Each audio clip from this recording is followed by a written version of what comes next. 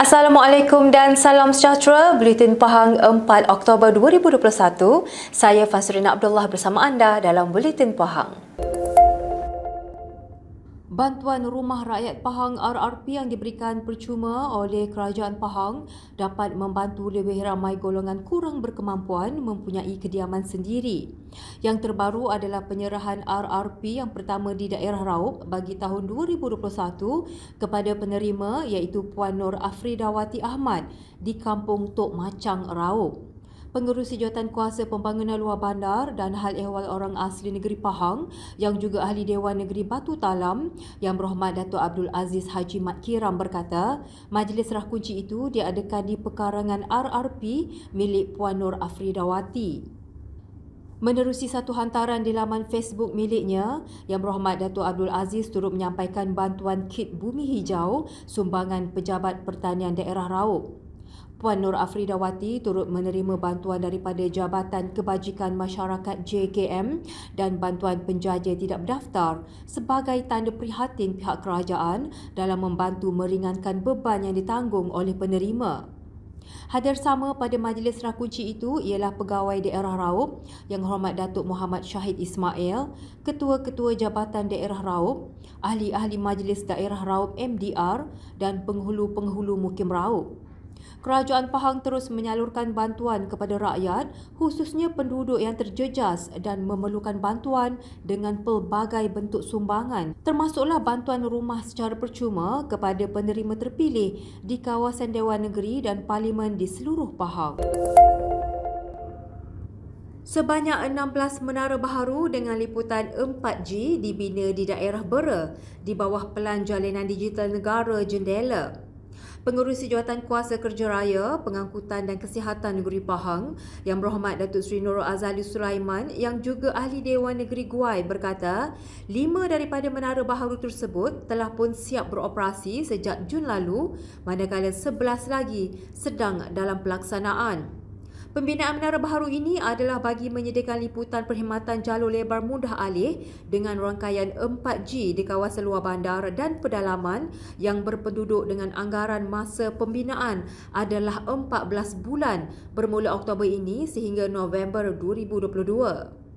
Beliau berkata demikian ketika ditemui media selepas majlis dialog isu perkhidmatan komunikasi bersama pemimpin masyarakat Dewan Negeri Guai di Dewan Orang Ramai Kampung Batu Papan di Bera. Turut hadir Pengerusi Suruhanjaya Komunikasi dan Multimedia Malaysia MCMC yang berusaha Dr. Fadlullah Suhaimi Abdul Malik, Pengurus Besar TM Negeri Pahang Yang Hormat Datuk Zulfikri Hashim dan Pegawai Daerah Bera Yang Hormat Datuk Zaman Azam Muhammad Sarif Elias Ahmad.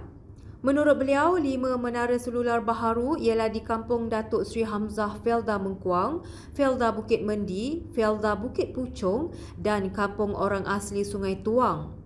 Bakinya yang sedang dalam pembinaan pula adalah di Kem Regimen 34 Artileri Bera, Felda Sebertak, Felda Bera Selatan 2, Bukit Hulu Kekura, Ladang Pelanting Jernih, Bandar Kerayong, Felda Teriang Selatan 1, Kampung Mengkarak, Kampung Kiambang, Kampung Bukit Rok dan Jalan Felda Bukit Mendi Kemayan.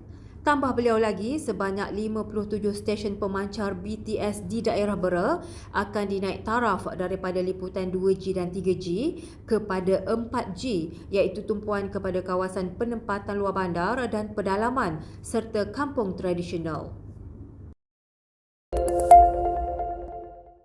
Pahang mencatatkan sebanyak 522 kes baharu COVID-19 dengan Kuantan terus menjadi daerah paling tinggi kes pada hari ini. Berdasarkan maklumat daripada Jabatan Kesihatan Negeri Pahang, Kuantan mencatatkan sebanyak 188 kes, Bera 127 kes, Temerloh 51 kes dan Bentong 32 kes. Selain itu, Pekan mencatatkan sebanyak 30 kes, Maran 29 kes, Lipis 27 kes, Rompen 21 kes, Raub 15 kes dan Cameron Highlands serta Jerantut masing-masing 1 kes. Sehubungan itu, Jabatan Kesihatan Negeri Pahang JKNP mengingatkan orang ramai supaya mematuhi prosedur operasi standard SOP yang telah ditetapkan meskipun telah lengkap menerima vaksin COVID-19. Justru pematuhan SOP dan kawalan kendiri perlu diamalkan secara maksimum bagi memutuskan rantaian COVID-19. Sentiasalah mengamalkan kawalan kendiri dengan memakai pelitup muka secara betul, menjaga jarak fizikal 1 meter, kerap membasuh tangan dengan sabun dan air atau gunakan cecair pembasmi kuman dan segeralah ke klinik kesihatan berhampiran sekiranya anda bergejala. Jika rakyat di negeri ini mengekalkan disiplin dan mematuhi SOP, pasti rantaian COVID-19 dapat diputuskan.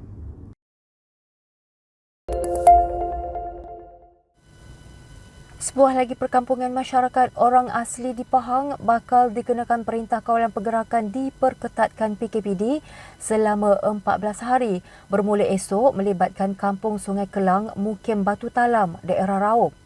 Perkampungan terpencil dalam kalangan suku kaum Mok yang diduduki lebih 300 orang itu mula dikesan mewujudkan kluster komuniti berpunca daripada seorang warga tempatan tidak bergejala dan dipercayai kerana pergerakan penduduk dari lokasi yang banyak kes aktif COVID-19 ke kawasan kampung berkenaan. Punca sebenar jangkitan masih lagi dalam siasatan dan setakat ini seramai 143 individu kontak rapat dikenal pasti dengan 25 kes positif dikesan daripada saringan bersasar tersebut. Ketua Pengarah Majlis Keselamatan Negara MKN Jabatan Perdana Menteri, Datuk Rozzi Mat Saad berkata, bagaimanapun tiada kawasan dilanjutkan lagi PKPD, malah satu lokaliti di Sabah akan berakhir sekatan esok seperti dijadualkan MKN. Datuk Rozzi berkata, lokasi tersebut hanya melibatkan Taman Pantai Lok Kawi, daerah Papar, bahagian pantai barat yang sudah pun lama dilaksanakan PKPD pada 7 September lalu. Majlis Ugama Islam dan Adat Resam Melayu Pahang MUIP mengagihkan sebanyak RM29,331,188 bantuan COVID-19 kepada penerima secara bersasar sehingga 31 Ogos lalu. Pengurus Besar Kanan Pusat Kutipan Zakat PKZ Pahang, Yang Hormat Datuk Halidan Mat Daud berkata, bantuan zakat merupakan fokus utama ketika pandemik COVID-19 di mana sebaik sahaja Perintah Kawalan Pergerakan PKP dikenakan pada 18 Mac 2020. Pada April 2020, sebanyak 14.2 juta ringgit telah dikeluarkan untuk menyalurkan bantuan kepada seramai 84,000 orang dan sehingga 31 Ogos 2021, sejumlah 29.3 juta ringgit bantuan COVID-19 telah dikeluarkan. Beliau berkata demikian pada Majlis Perkongsian Operasi Zakat dan Pelancaran Resip Digital Bayaran Zakat yang diadakan secara maya menerusi aplikasi Zoom. Menerusi perkongsian itu, jumlah bantuan telah diberikan menerusi 10 bentuk agihan, termasuklah agihan kepada asnaf fakir miskin, agihan melalui e-asnaf, agihan kepada gelandangan, agihan kepada Bilal dan Siap bagi Masjid Karya serta agihan kepada guru brigad penceramah, kafa dan sekolah persendirian.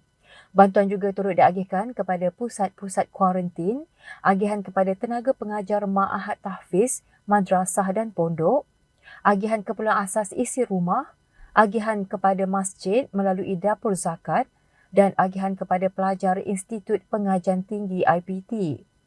Kesemua agihan bantuan ini dapat diberikan kerana kutipan zakat yang semakin meningkat meskipun ketika pelaksanaan PKP sejak 2020.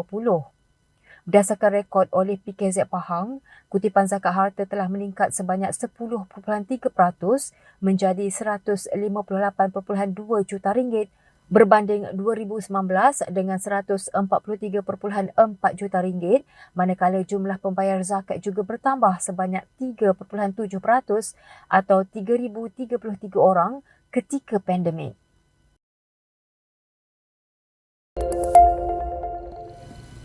Sebanyak 5 menara telekomunikasi yang terdapat di kawasan Hulu Tembeling Jerantut telah dinaik taraf lebih awal daripada jadual sepatutnya pada November 2021. Pengerusi Suruhanjaya Komunikasi dan Multimedia Malaysia SKMM yang berusaha Dr. Fadlullah Suhaimi Abdul Malik berkata, 5 menara telekomunikasi tersebut terletak di Kampung Gusai, Kampung Mat Daling, Kampung Kuala Sat, Kampung Pagi dan Kampung Bantal di daerah Jerantut. Hari ini kami daripada MCMC turun ke lapangan bersama dengan Yang Berhormat Zakwan daripada Kedun Tahan dan juga dengan Puan Khairunisa Pegawai Daerah Jerantut untuk melihat tempat-tempat di mana kita dapati liputan internet tu amat berkurangan berasaskan daripada maklum balas yang kami dapat sama ada baik daripada orang kampung ataupun daripada media, ya. Dan alhamdulillah kita pun telah mohon pihak pembekal perkhidmatan untuk meningkatkan peralatan di sini, dan di sini terdapat 5 menara yang telah pun dinaikkan taraf. Alhamdulillah hari ini salah satu daripada pembekal perkhidmatan daripada kelajuan pun pada tahap yang memang kata membanggakan lah, ya. Dan 2 lagi pembekal perkhidmatan akan juga dinaikkan taraf untuk sama dengan pembekal perkhidmatan yang hari ini yang kita nampak telah dibaiki perkhidmatan dia, dan insyaAllah pada bulan 11 maka ketiga-tiga pembekal perkhidmatan itu akan mempunyai kelajuan dan kualiti perkhidmatan yang baik. Beliau berkata demikian kepada pemberita selepas melakukan lawatan kerja ke beberapa kampung di Hulu Tembeling Jerantut bagi meninjau kadar capaian internet di lokasi pedalaman. Hadir sama ialah Ahli Dewan Negeri Tahan Yang Berhormat Encik Muhammad Zakwan Ahmad Badardin, Pegawai Daerah Jerantut Puan Khairunisa Aris dan Ketua Kampung Mat Daling Encik Wan Muhammad Suhaimi Wan Ishaq. Dalam pada itu, Dr. Fadlullah Suhaimi berkata, Jalinan Digital Negara Jendela yang dilaksanakan oleh SKMM telah mendapat kerjasama baik daripada pihak Kerajaan Pahang apabila berjaya mencapai sasaran berdasarkan beberapa fasa yang dirancang. Fasa 1 bagi tempoh 2020 hingga 2022 mempunyai sasaran mengikut suku dan setiap suku berjaya mencapai sasaran yang telah ditetapkan. Kejayaan ini bergantung kepada bantuan yang diterima daripada pihak kerajaan negeri dari pelbagai aspek, dan kini terdapat aplikasi atas talian iaitu Jendela Map di mana pengguna boleh memeriksa kawasan-kawasan yang mempunyai liputan ataupun tidak. Sekian Buletin Pahang bersama Unit Komunikasi dan Media Pahang.